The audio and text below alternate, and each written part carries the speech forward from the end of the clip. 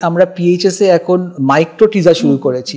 এই মাইক্রোটিজার কি, এর খরচা তো বেশি, তাহলে কেন আমি মাইক্রোটিজার করব? তো মাইক্রোটিজাতে যেটা করা হয় সেটা খুব কমনলি আমরা বলতে পারি যে ট্রেসারই এটা আরও এক্সটেন্সিভ ফর্ম। আমরা একটা বড় বায়োপসি নিচ্ছি, টেস্টিসটাকে আমরা পুরোটাই এক্সপোজ করে নিচ্ছি। একটা লেন্স হয় বা মাইক্রোস্কোপ থাকে যেটা চোখে পড়া হয়, সেইটাতে দেখা হয় যে যেই শুক্রাণুগুলো যেই টিউবসের মতো থাকে, যেগুলোতে শুক্রাণু তৈরি হচ্ছে সেগুলো বেশি ভরাট থাকে, যেগুলোতে তৈরি হচ্ছে না সেগুলো কম ভরাট থাকে। কিন্তু নন অবস্ট্রাকটিভ আজোস্পার্মিয়াতে চান্স 20 থেকে 30% থাকে। সেখানে পসিবিলিটি আছেই যে আমি শুধু বায়োপসি করলে আমি শুক্রাণু না পেতে পারি। কিন্তু আমি যদি মাইক্রোটিজার করি, মাইক্রোওয়ার্ডটা কেন মাইক্রোস্কোপ ইউজ করা আছে, পুরো টেস্টিসটাকে এক্সপোজ করে ভেতরের টিস্যু আমি দেখতে পারি যে কোন টিউবসগুলো বেশি ভরাট, আর ওখান থেকে যখন আমি নিচ্ছি স্পার্মটা পাওয়া যায়। তাহলে মাইক্রোটিজার করলে যেখানে শুক্রাণু পাওয়ার চান্স খুবই কম, সেখানে সম্ভাবনাটা অনেকটাই বেড়ে যায়। সবাই সব জায়গায় মাইক্রোটিজার হয় না, এখানে কস্টও বেশি থাকে, কেন অবভিয়াসলি এক্সট্রা এক্সপার্টস থাকছে, আমাদের যন্ত্র ইউজ হচ্ছে। নর্মাল টেস্টা করতে যেখানে 10 থেকে 15 মিনিট লাগে,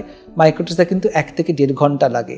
তো এই জন্য খরচাটা বেশি হয়, কিন্তু অবভিয়াসলি এটা আপনারা অপশনটা ভাবতে পারেন। আর যেখানে মনে হয় যে কোনোই হোপ নেই, লাইক অনেকরাই আছে যে ডোনার স্পার্ম একদমই মেন্টালি অ্যাকসেপ্ট করতে পারছে না, সেখানে এটা একটা পসিবিলিটি হয়ে দাঁড়ায় মাইক্রোটিজাতে স্পার্ম পাওয়ার।